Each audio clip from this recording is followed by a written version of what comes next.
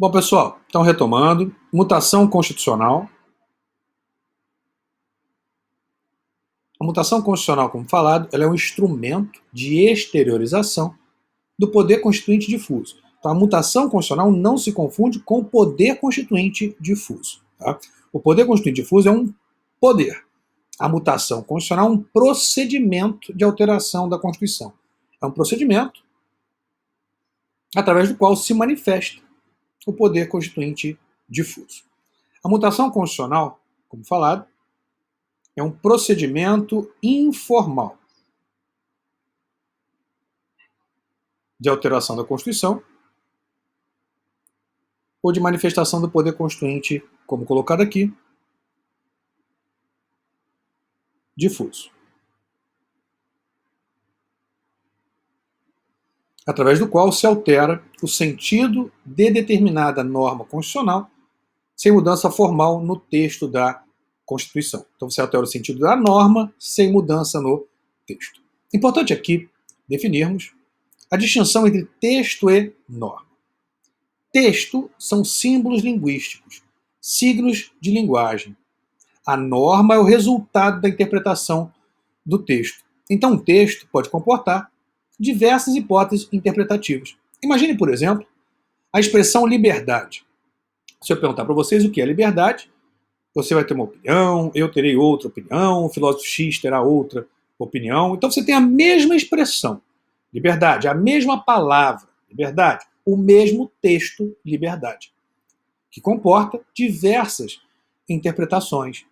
Logo, é possível que, ao se interpretar essa expressão, essa palavra liberdade, você vá alterando o seu sentido ao longo da evolução histórica das sociedades, ao longo da evolução histórica daquela cultura, daquele povo.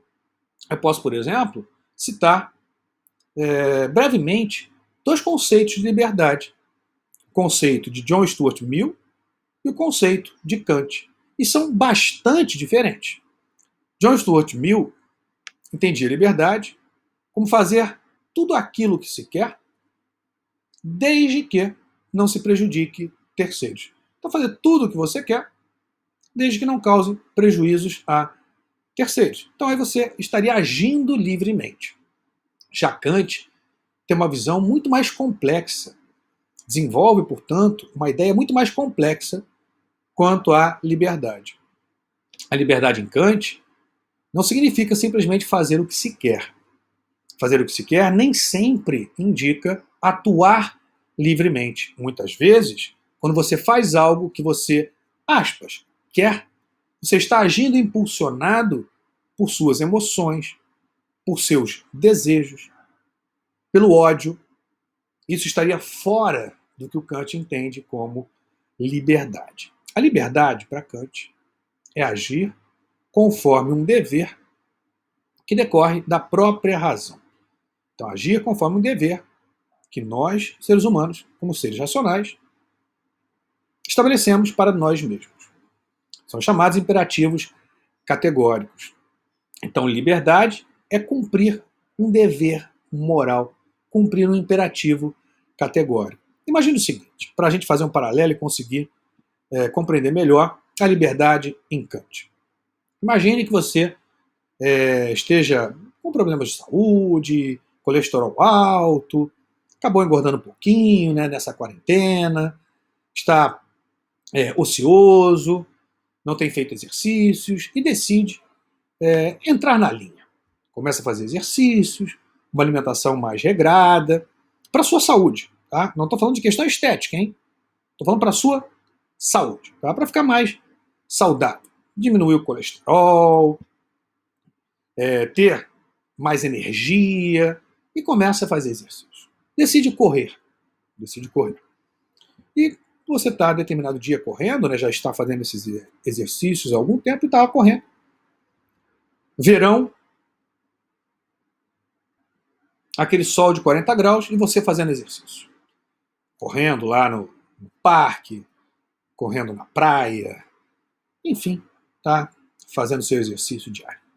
Está ali bastante cansado, já correu muito, bateu seu recorde, inclusive. Está ali exausto, cansado.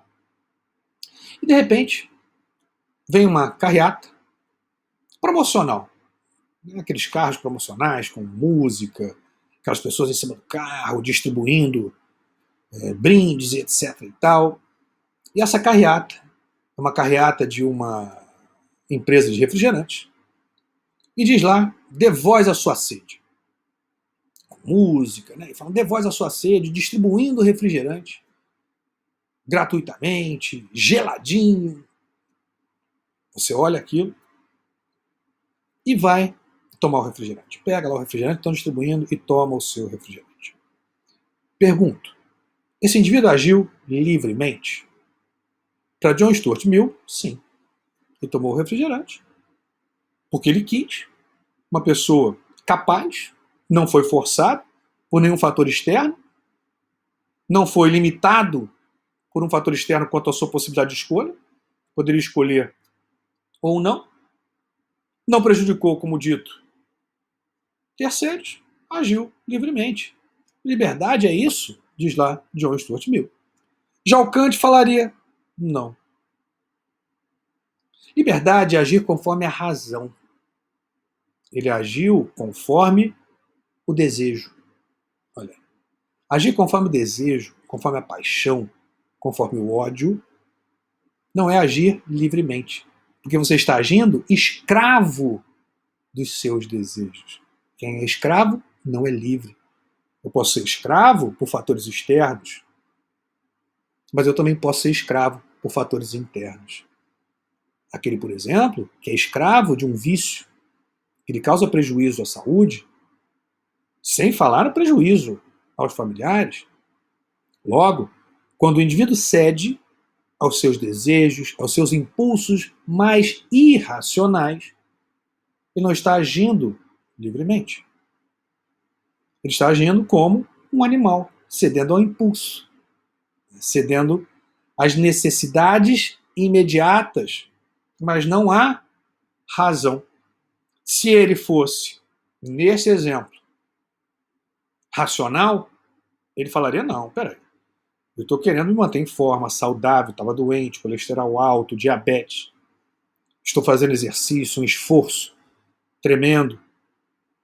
E aí passa um caminhão de refrigerante, um monte de gente bonita, dançando, pulando, música, dê voz à sua sede, eu dou voz à minha sede e tomo refrigerante. Estou errado, porque isso vai prejudicar minha saúde. Não fui racional, não agi conforme a razão, fui escravo dos meus desejos. Então, ser livre é agir conforme a razão. Razão que impõe a cada indivíduo, independentemente de outros fatores, deveres morais, chamados imperativos categóricos.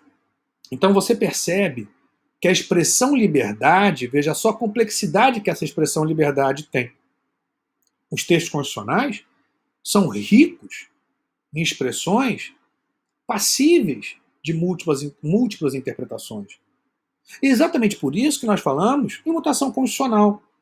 É muito mais difícil, embora exista, mutação nas normas infraconstitucionais, principalmente se tratando daquelas regras mais fechadas, taxativas, que devem ser mais precisas, determinadas.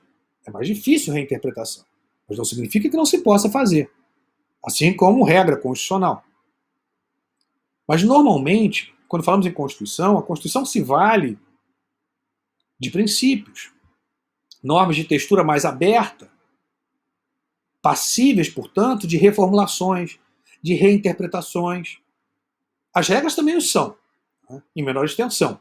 A regra, vamos falar disso em hermenêutica constitucional, as regras elas são mais determinadas, são mais específicas, delimitadas quanto ao seu alcance e extensão. Os princípios demandam interpretação para delimitar seu alcance, sua extensão, para dar a esse princípio maior determinabilidade. Mas tanto as regras como os princípios são passíveis de reinterpretação. Logo, são passíveis, no caso de normas de dispositivos constitucionais, passíveis de mutação constitucional. Então, mutação constitucional, concluindo,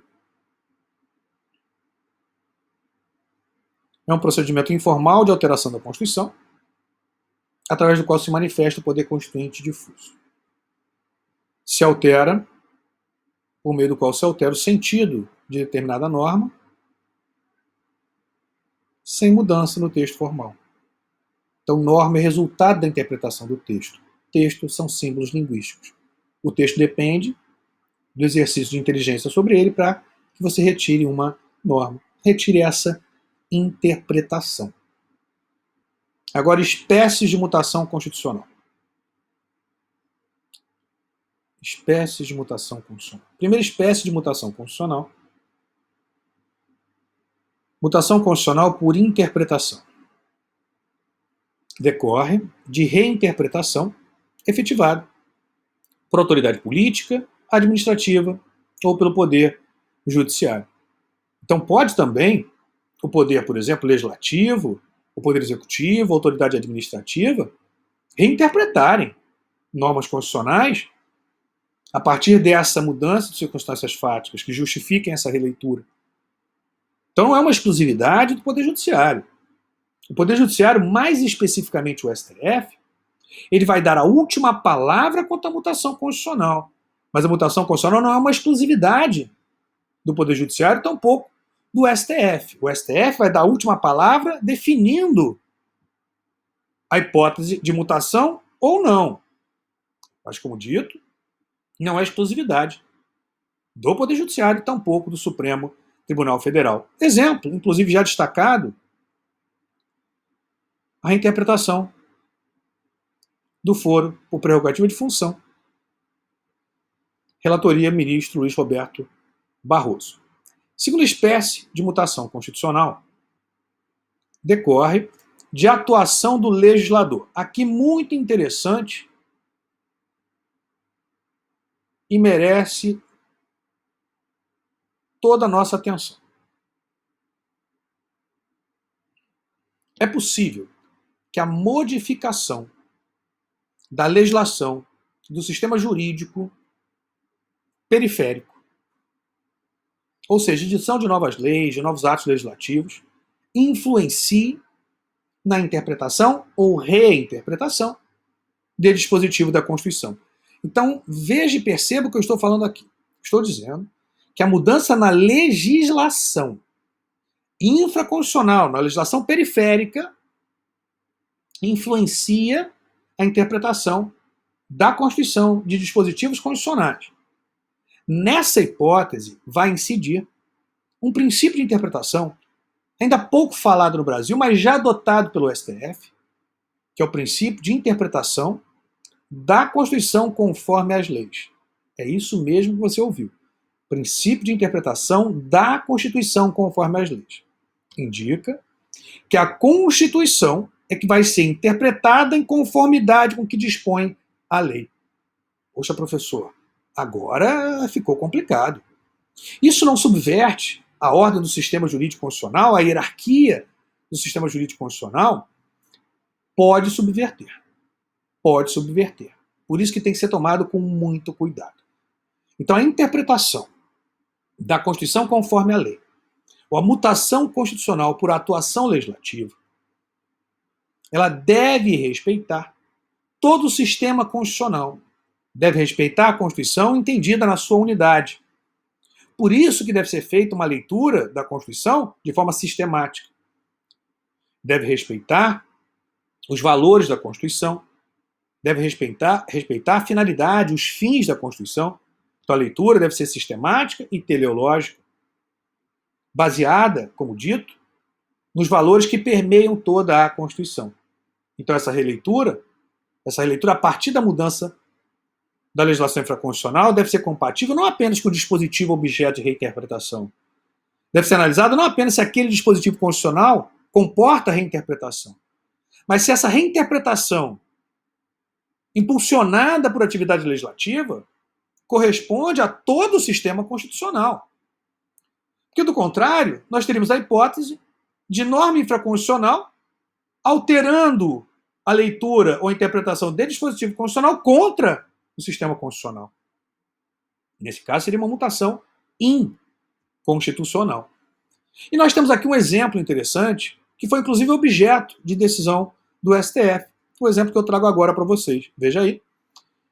Inciso 6 do artigo 52 da Constituição. Vamos lá no artigo 52, inciso 6. Na verdade, inciso 6 não, fazer uma pequena correção aqui. Inciso 7, tá? Coloque inciso 7. 6 não, inciso 7. Aqui foi um erro de digitação. Inciso 7, tá? Então, vou colocar até aqui embaixo para ficar bem claro. Inciso 7. Inciso 7 do artigo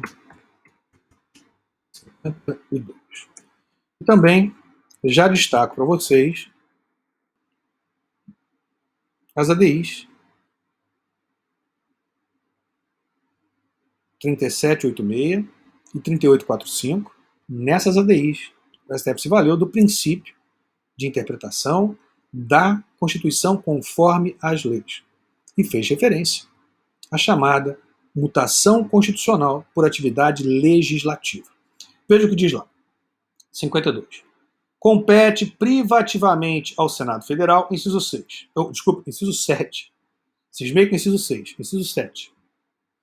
Dispor sobre os limites globais e condições para as operações de crédito externo e interno da União, dos Estados, DF, dos municípios, de suas autarquias e demais entidades controladas pelo Poder Público Federal. Pergunto, o que seria operação de crédito? Você pode definir um conceito de operação de crédito, eu posso definir outro conceito, a doutrina define outro conceito. O STF disse, temos que seguir, nós, STF, ao interpretarmos a expressão operação de crédito, temos que seguir o que é determinado na Lei de Responsabilidade Fiscal, que define o que é operação de crédito. Então você vai ler a expressão operação de crédito em conformidade com a Lei de Responsabilidade Fiscal. Claro, sempre que esteja adequado ao sistema constitucional como um todo. Terceira espécie, mutação constitucional por prática constitucional. Por prática constitucional costumeira. Então, a prática constitucional ela pode influenciar na interpretação da própria Constituição. Se tem, inclusive, exemplo quando falamos da mutação constitucional defendida pelo ministro Gilmar Mendes quanto à possibilidade de reeleição para as casas legislativas para período imediatamente subsequente a partir de uma prática constitucional. Posição essa que não foi aceita pelo STF quanto à reinterpretação da possibilidade de reeleição para mandato imediatamente subsequente. Mas aqui nós trazemos alguns exemplos. Então, mutação por prática constitucional é fruto de mudança de costumes constitucionais.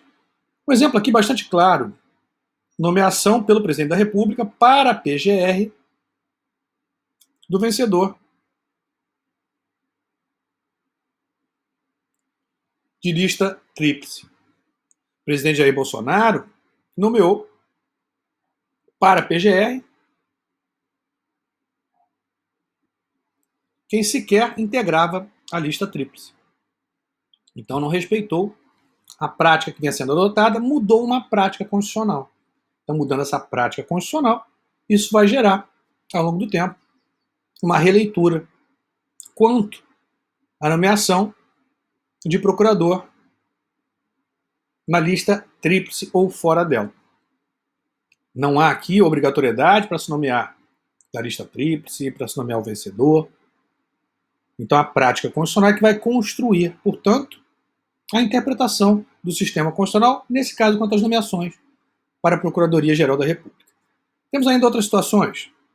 Por exemplo, o chefe do Executivo deixar de aplicar lei que entenda inconstitucional a possibilidade de controle de constitucionalidade repressivo exercido pelo chefe do Poder Executivo.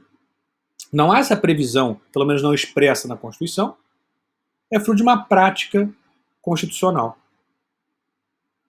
Outro exemplo, o chamado voto de liderança, onde o líder de um bloco parlamentar, de um partido, vota em nome dos demais, não tem essa previsão na Constituição.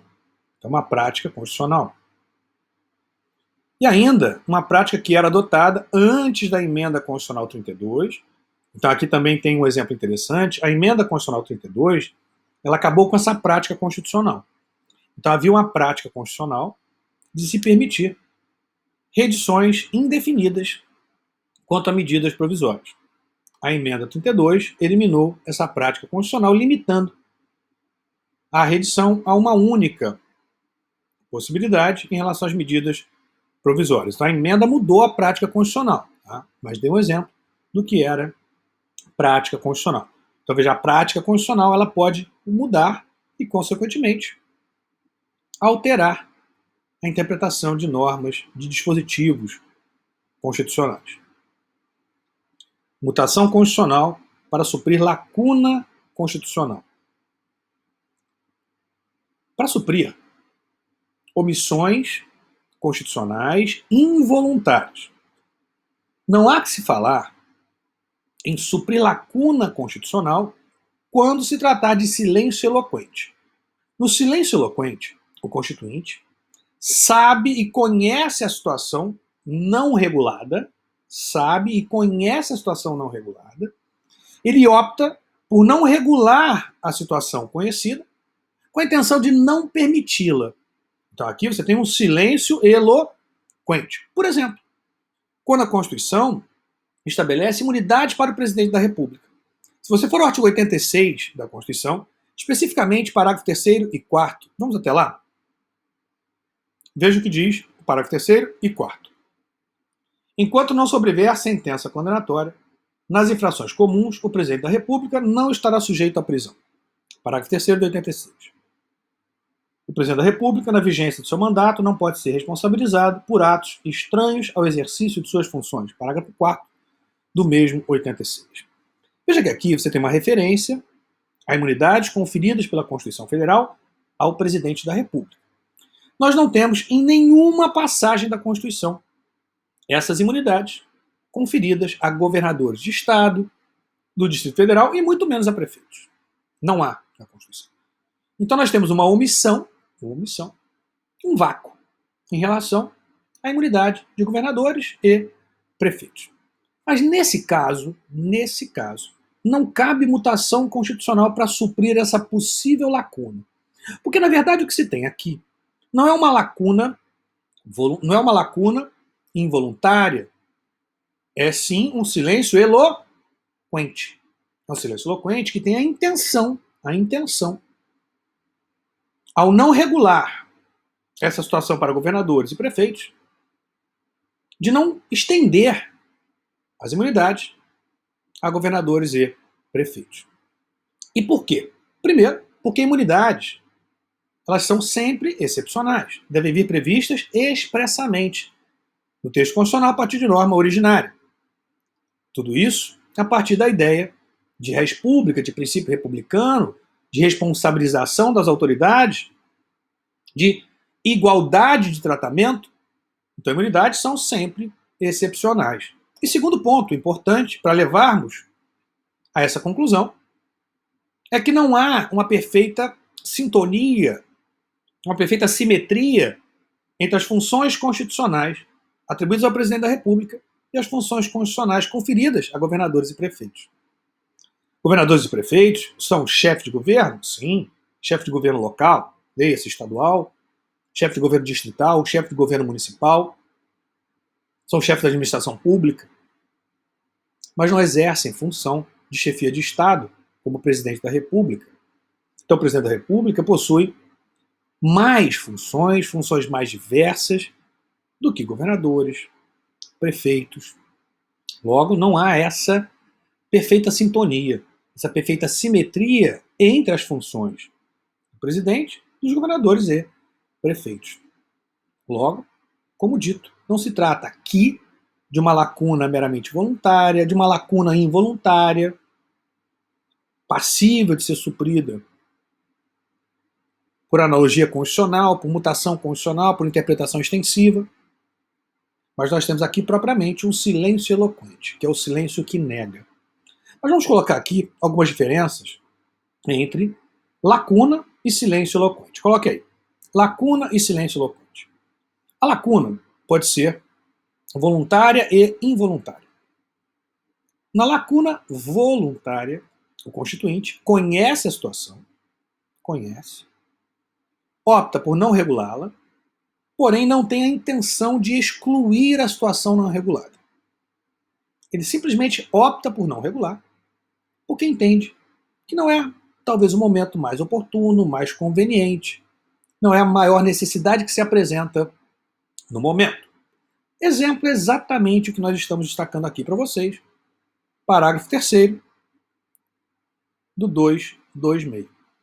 Se nós formos ao parágrafo 3º do 226, veja o que diz lá. Para efeito da proteção do Estado, é reconhecida a união estável entre o homem e a mulher como entidade familiar, devendo a lei facilitar sua conversão em casamento. Bom, primeira questão aqui importante. Essa norma é uma norma de caráter restritivo? É uma norma proibitiva? Não. Pelo contrário. É uma norma que confere a determinada situação maior proteção jurídica. O fim da norma não é excluir outras situações, e sim proteger essa situação. Ah, professor, mas como é que você sabe disso? A partir de uma análise histórica, contextual, a partir de uma análise dos debates que existiam à época. Tudo isso faz parte do processo de interpretação. E a época em que foi editada a Constituição, o que premia, o que exigia uma solução mais imediata, uma resposta mais imediata, era esse tipo de relação. Esse tipo de relação, que não era formalizada através do casamento, a união, portanto, estável, não tinha proteção jurídica. À época, inclusive, se falava em filhos fora do casamento, que também não tinha proteção jurídica, se falava até mesmo em filho bastardo. Então, o que a sociedade, à época, exigia era uma resposta para esse tipo de relação, que não tinha, como dito, proteção jurídica, como era conferida por aqueles formalmente casados, pelo casamento em sentido formal. Então a resposta veio, protegendo aquela situação que merecia proteção. Mas não tem a finalidade, o dispositivo, de excluir outras situações da proteção constitucional. Não é esse o fim. O fim era proteger essa situação. Então não é uma norma de caráter excludente, mas sim uma norma de caráter protetivo da própria Constituição. À época, como dito, as uniões homoafetivas, óbvio que existiam, sempre existiram, mas não era o problema mais flagrante, não era a situação que exigia uma resposta mais pronta e imediata. E a resposta mais pronta e imediata foi dada a essa situação jurídica. O STF, reinterpretando esse dispositivo, disse exatamente o que colocamos aqui. Não é uma norma excludente, é uma norma que protege uma situação, que equipara uma relação desprotegida a uma situação similar, que é a do casamento formal. Logo, é possível se ampliar essa norma, interpretação extensiva, por mutação constitucional para suprir uma lacuna. Qual seja? As relações homoafetivas, que eram conhecidas do legislador. Eram conhecidas. Então, lacuna voluntária. Porém, o legislador, à época, optou por não regular. Mas, como eu disse, não tinha a intenção de excluir. É a lacuna voluntária, chamada de lacuna descoberta, que pode ser suprida por analogia constitucional, por interpretação extensiva, por mutação, que tenha esse objetivo de suprir, de preencher essa lacuna no sistema jurídico constitucional. Mas podemos falar ainda de lacuna involuntária. Na lacuna involuntária, o constituinte não conhece a situação. Ele desconhece a situação não regulada. E é exatamente por isso que ele não a regula, pelo desconhecimento. Logo, se ele desconhece a situação não regulada, ele não pode ter a intenção de excluir o que ele desconhece. Logo, a lacuna involuntária é passível também de ser suprida por analogia constitucional, por interpretação extensiva, Porque o legislador constitucional não tinha intenção de negar o que ele desconhecia. Desde que, compatível com todo o sistema constitucional. Sempre importante isso.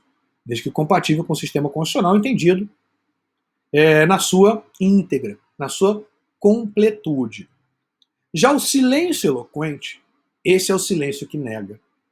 No silêncio eloquente, como eu falei, o legislador constituinte ele conhece a situação, ele opta por não regulá-la com a intenção de negar proteção constitucional àquela situação. Com a intenção de não permitir aquela situação. É exatamente o exemplo destacado aqui do silêncio eloquente, né? Questão da imunidade do presidente da República. Já no parágrafo 3º do 226, nós teríamos uma lacuna voluntária que é passível, sim, de ser preenchida por interpretação analógica, por analogia. No caso, entendo eu, inclusive, interpretação analógica, ampliando o alcance do dispositivo constitucional. Embora o STF tenha falado tanto em analogia constitucional nesse caso, como em interpretação analógica. Então, vimos mutação constitucional para suprir lacuna. Por fim, mutação constitucional por desuso. Aqui a ideia seria reinterpretar a Constituição de maneira a manter a efetividade do dispositivo constitucional reinterpretado. Seria aquela hipótese em que o dispositivo constitucional vai perdendo força, vai perdendo efetividade, e a reinterpretação, ela reanima o dispositivo. Ela restabelece a eficácia daquele dispositivo a partir dessa releitura. Foi o que defendido, por exemplo, pelo ministro Gilmar Mendes, em relação ao inciso 10 do artigo 52, que determina caber ao Senado Federal suspender a execução de ato declarado inconstitucional por decisão definitiva do Supremo Tribunal Federal. A questão que se coloca é: essa norma, caindo em desuso, não sendo mais utilizada, não tendo efeito prático, justifica-se uma releitura da mesma para dar a essa norma uma outra função e manter essa norma eficaz do sistema? Foi o que defendido, por exemplo, como falado pelo ministro Gilmar Mendes. Veja que o STF rejeitou essa tese do ministro Gilmar Mendes por entender que, no caso, primeiro, a norma não tinha perdido a sua eficácia. O Congresso atua nas situações que ele entende que deva atuar. E mais ainda, seria desnecessário essa mutação, disse o Supremo Tribunal Federal, porque o próprio legislador, a partir de alteração da Constituição, do sistema jurídico infraconstitucional, Código do Processo Civil, por exemplo, já conferiu ao STF instrumentos que possam suprir eventual não manifestação do Senado, nesse caso. Por exemplo, a edição de súmula vinculante. Então, se o Senado não edita a resolução suspendendo a eficácia da norma declarada inconstitucional pelo Supremo, não há qualquer problema para o sistema constitucional. Isso não inviabiliza o sistema constitucional. Porque o próprio legislador, ele tem uma saída, ele criou uma saída para o STF, que são as súmulas vinculantes. Vamos agora fazer uma leitura conjugada do dispositivo, 5210 com as súmulas vinculantes? Veja lá o 5210. Compete privativamente ao Senado Federal, inciso 10, suspender a execução, no todo ou em parte, de lei declarada inconstitucional por decisão definitiva do Supremo Tribunal Federal. Aplica-se àquelas decisões proferidas a partir de processos subjetivos em que os efeitos da declaração de inconstitucionalidade seja inter partes. O STF declara inconstitucional efeito, como dito, inter partes, processo subjetivo, comunica o Senado Federal. Cabendo agora ao Senado editar uma resolução suspensiva, suspendendo a eficácia do ato, ampliando o alcance subjetivo da decisão do STF, que até então tinha efeito limitado às partes. A resolução suspensiva vai ter efeito erga omnes. Contudo, caso o Senado não edite a resolução suspensiva, suspendendo o ato declarado inconstitucional pelo Supremo, não fica prejudicada a força normativa da Constituição, porque o próprio legislador incorporou na Constituição um instrumento ao dispor do Supremo Tribunal Federal, para as hipóteses que o Senado não cumprir esse comando constitucional. Veja lá o artigo 103A. Diz lá: o Supremo Tribunal Federal poderá, de ofício ou por provocação, mediante decisão de 2/3 de seus membros, após reiteradas decisões sobre matéria constitucional, após reiteradas decisões. Veja que a questão está se repetindo. Então, o STF declarou inconstitucional a primeira vez, o Senado não suspendeu. A questão volta ao STF. E se manifesta uma segunda vez, porque o Senado ainda não suspendeu. Se manifesta uma terceira vez, porque não houve edição da resolução suspensiva pelo Senado. O que faz o STF? Edita uma súmula vinculante. Então, após reiteradas decisões sobre matéria constitucional, aprovar a súmula que, a partir de sua publicação na imprensa oficial, terá efeito vinculante em relação aos demais órgãos do Poder Judiciário e administração pública direta e indireta nas esferas federal, estadual e municipal, bem como proceder à sua revisão ou cancelamento na forma estabelecida em lei. Então nós temos um instrumento ao dispor do STF. Logo, desnecessária mutação constitucional para o sistema constitucional, respondeu o STF, rejeitando a tese defendida pelo ministro Gilmar Mendes. Vimos as espécies de mutação constitucional. Agora, para encerrarmos poder constituinte difuso e mutação constitucional, limites à mutação constitucional. A mutação constitucional, como eu disse, não pode ser arbitrária. Deve ser observados determinados limites, que, se não respeitados, geram a chamada mutação inconstitucional. Vamos até eles? Então, limites à mutação constitucional. Primeira ordem de limitação é a limitação semântica. Deve haver uma coerência semântica. Ou seja, a mutação deve se dar dentro dos limites interpretativos possíveis daquele texto. Ou seja, se mantendo aí uma coerência semântica. Então eu posso, por exemplo, interpretar a liberdade como fazer tudo aquilo que se quer, como cumprir um dever que decorre da razão, mas eu não posso interpretar a liberdade como escravidão. Não dá. Não comporta essa leitura. Então, liberdade é você estar preso. Isso não é liberdade. Não tem como eu fazer essa interpretação. Não há uma coerência semântica. Não há uma coerência entre a interpretação e os limites possíveis do texto objeto de interpretação. Como nós vimos no exemplo do parágrafo 4º do artigo 57. Vedada a recondução para a eleição imediatamente subsequente. Não dá. Por exemplo, se nós formos também a questão da reeleição, no parágrafo 5º do artigo 14, veja o que diz lá. O presidente da República, os governadores de Estado e do Distrito Federal, os prefeitos e quem os houver sucedido ou substituído no curso dos mandatos poderão ser reeleitos para um único período subsequente. Eu posso interpretar mais de um período subsequente? Não dá, não cabe. Não teria coerência semântica. Agora, é possível ou seriam possíveis eleições alternadas indefinidamente? Aí é possível. É uma interpretação possível. Pelo menos a partir do que o texto fornece. Não sei se necessariamente é compatível com o sistema constitucional como um todo, com a finalidade, com o princípio republicano, com o princípio democrático. Agora, com o texto, sim. Então aqui veda mais de uma reeleição para período imediatamente subsequente. Então fui eleito e reeleito. Uma reeleição para período imediatamente subsequente. Não posso mais uma. Para período imediatamente subsequente. Agora, alternado é uma interpretação possível? Sim. Então você tem aqui uma coerência semântica. Coerência semântica é coerência com as interpretações possíveis a partir do texto objeto de exame, objeto de análise. O segundo limite, chamado de limite sistêmico interno, ou coerência interna. Necessário que a mutação constitucional guarde coerência com todo o sistema constitucional.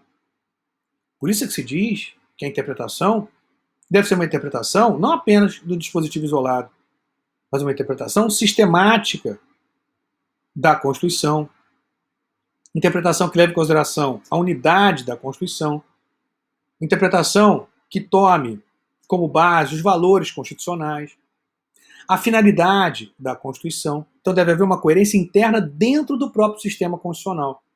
Para evitar, por exemplo, que através de mutação constitucional, você de fato acabe abolindo uma cláusula pétrea. Aí não tem coerência institucional. Desculpa, coerência interna, desculpa, institucional não, interna. Institucional está mais abaixo. Não tem coerência interna. Por que não tem coerência interna? Porque se eu não posso alterar a Constituição formalmente para abolir uma cláusula pétrea, eu não posso informalmente abolir essa mesma cláusula pétrea. Não haveria, nesse caso, coerência interna dentro do próprio sistema constitucional.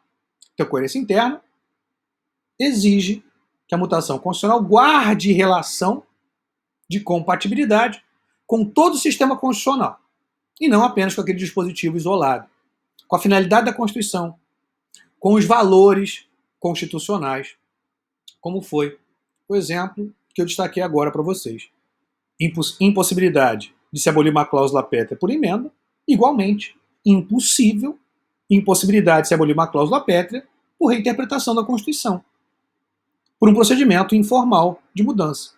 Se formalmente eu não posso abolir, eu vou poder abolir informalmente? Se isso for feito, isso é uma mutação inconstitucional. Porque não guarda o quê? Coerência interna. Também temos os chamados limites axiológicos, que está ligado à coerência interna.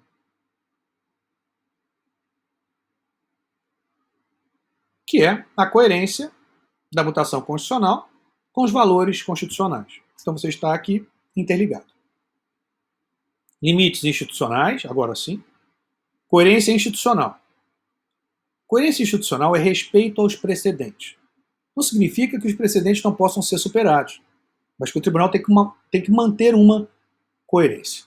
O Supremo, em tempos recentes, vem gerando uma insegurança jurídica muito grande, porque ele vem oscilando a sua tomada de decisões em relação a determinados pontos constitucionais. Por exemplo, o STF recentemente disse que não cabia recurso de decisão de relator que negava o ingresso de amicus curiae nas ações de controle abstrato. Tempos depois, o STF disse que cabia. Tempos depois, o STF, em relação ao recurso extraordinário, disse que não cabia, processo subjetivo, e não delimitou. Cabe em processo objetivo? Ok, define. Cabe em processo subjetivo? Não, ok, define. Não fica nessa oscilação. Então deve haver uma coerência institucional. Isso exige o que a doutrina chama de duplo dever de fundamentação quando da superação de um precedente. Então é possível que se supere um precedente via mutação constitucional? É. Mas o Poder Judiciário, especificamente o STF no caso, terá o chamado duplo dever de fundamentação. No primeiro momento, ele deve demonstrar argumentativamente o porquê aquele precedente não merece ser mantido. O porquê da necessidade de se superar aquele precedente. E uma vez demonstrada a necessidade de superação do precedente, de forma fundamentada, por isso duplo dever de fundamentação, o segundo momento é de justificar, fixar, estabelecer um novo precedente. Óbvio, fundamentado, motivado, como foi feito, por exemplo, em relação à mudança de entendimento do Supremo quanto ao foro por prerrogativa de função. Então o STF demonstrou por que aquele precedente deveria ser alterado. Em razão das mudanças de circunstâncias fáticas, todas as justificativas que nós, inclusive, já falamos. E depois, o STF fixou a nova orientação. A nova orientação que entende que o foro por prerrogativa de função aplica-se apenas aos crimes praticados durante a vigência do mandato e que tenham relação com as funções parlamentares e enquanto durar o mandato. O mandato acabando, pede-se o foro por prerrogativa de função salvo exceção também delimitada pelo Supremo, se a ação penal já estivesse em fase de alegações finais. Nessa hipótese, manteria-se o foro por prerrogativa D, função. Por fim, limites externos ou coerência externa. Nós falamos que a mutação constitucional ela busca fazer uma ligação entre a estática do texto e a dinâmica da sociedade. Olha aqui, vamos voltar.